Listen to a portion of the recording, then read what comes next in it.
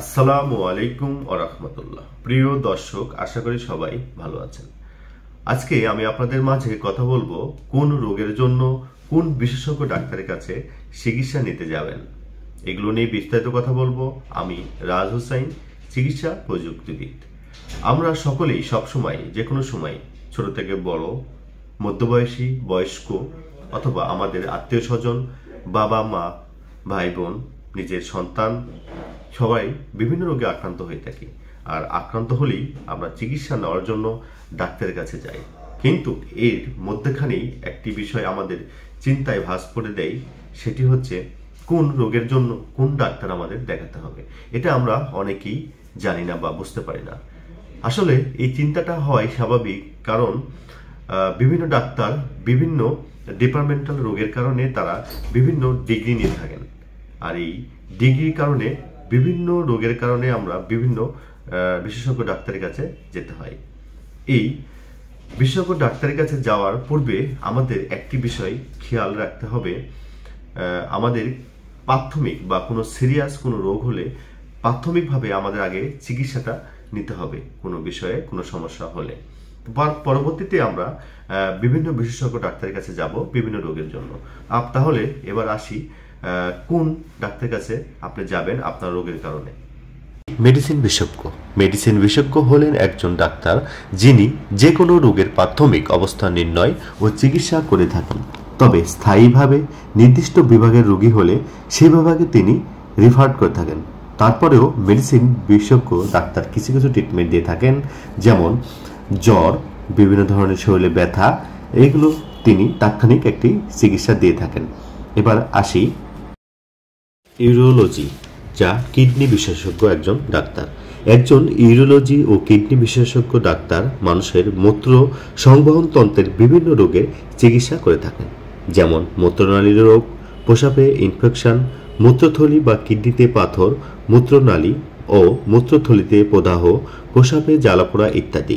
এ সকল রোগের জন্য ইউরোলজি বিশেষজ্ঞ ডাক্তারের কাছে চিকিৎসার জন্য যাওয়া যেতে পারে। এবার আসি বক্ষব্যাধি বিশেষজ্ঞ। অ্যাজমা বা হাঁপানি, শ্বাসকষ্টজনিত বুকে ব্যথা, নিউমোনিয়া ও দীর্ঘদিন যাবৎ কাশি, ফুসফুসে পানি জমা ইত্যাদি ছাড়াও ফুসফুসের সাথে সম্পর্কিত অন্যান্য রোগের জন্য এই ডাক্তারের কাছে আমরা যেতে পারি। এবার আসি নাক কান গলা বিশেষজ্ঞ।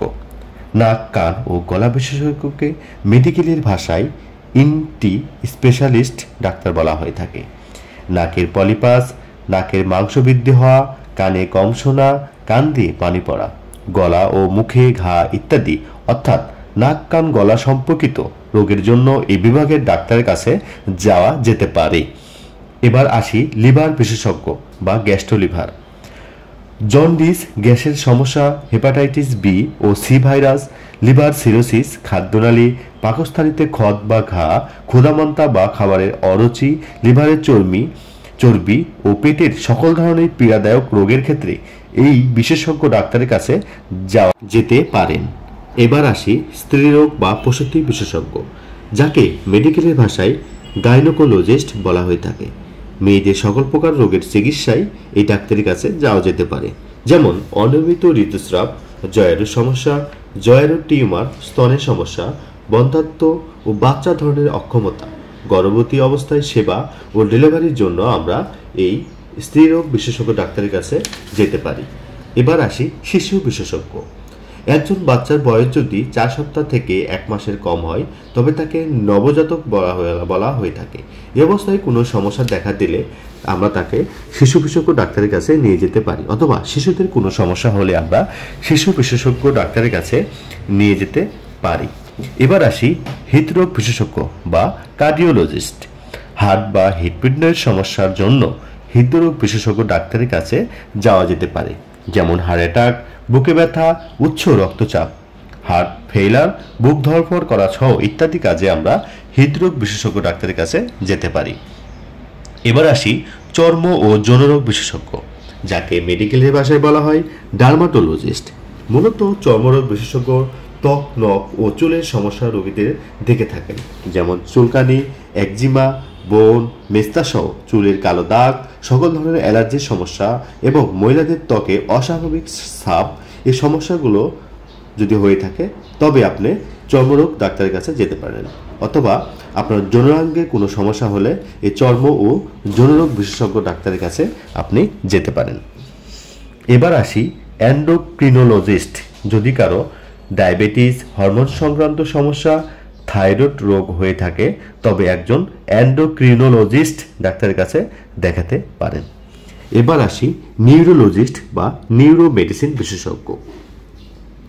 স্ট্রোক, মাথা ব্যথা, মাথা ঘোরা, মাইগ্রেন, মুখ বেঁকে যাওয়া, হাত পা ঝিনঝিন করা, অবশ হয়ে যাওয়া, হাত পা কাঁপা, ঘাড়, কোমর, মেরুদণ্ডে ব্যথা হয়ে যাওয়া, পায়ের শক্তি কমে যাওয়া, খিঁচুনি, হাত পা এর মাংস শুকিয়ে যাওয়া এবং শরীরের যে কোনো অঙ্গে প্যারালাইসিস ইত্যাদি সমস্যার জন্য আমরা নিউরো মেডিসিন বিশেষজ্ঞ ডাক্তারের কাছে যেতে পারি।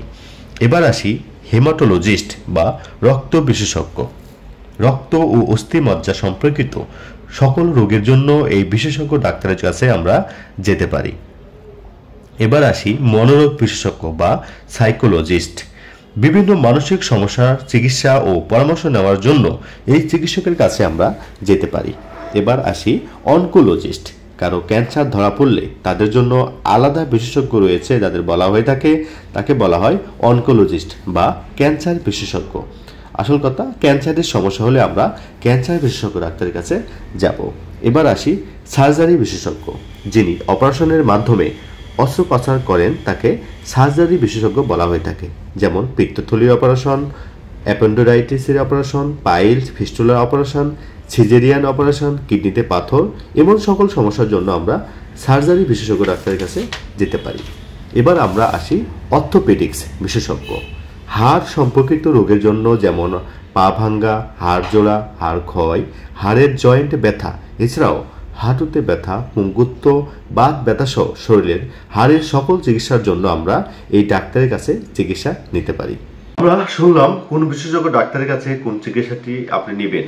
এগুলো বিষয় নিয়েই আপনাদের কোনো মন্তব্য বা কোনো কোশ্চেন থাকলে আমাদের কমেন্ট বক্সে আপনি কমেন্ট করতে পারেন এবং আমাদের জানাতে পারেন। এবং এই ডাক্তার নিয়ে আপনাদের কোনো অভিজ্ঞতা থাকলে আমাদের কমেন্টে আপনি শেয়ার করতে পারেন। এবং নতুন নতুন আমাদের এরকম মেডিকেল টিপস সম্পর্কে জানতে বা ল্যাব টেস্ট, ডায়াগনস্টিক টেস্ট সম্পর্কে জানতে আমাদের চ্যানেলকে সাবস্ক্রাইব করে শেয়ার করে সাথে থাকবেন। সকলে ভালো থাকবেন, সুস্থ থাকবেন। আল্লাহ হাফেজ।